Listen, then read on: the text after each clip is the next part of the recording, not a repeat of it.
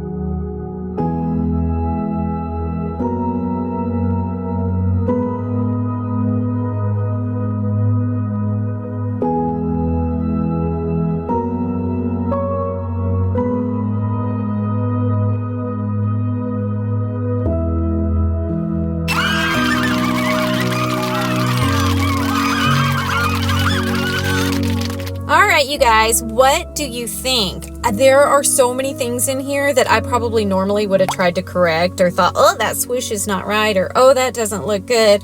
I left it all in there. I mean, I left it all in there. I don't think I corrected one thing. And you know what? I think it's very pretty. I think sometimes we need to just let our hair down, let those dotting tools do the walk-in, and just enjoy the ride. We don't always have to be the captain, do we? Anyway, I left everything down in the description for you. There's so many links down there that are going to help you out, and they're going to help me out. So go ahead and get to clicking. I want you to watch this video right here. And of course, until next time, rock on!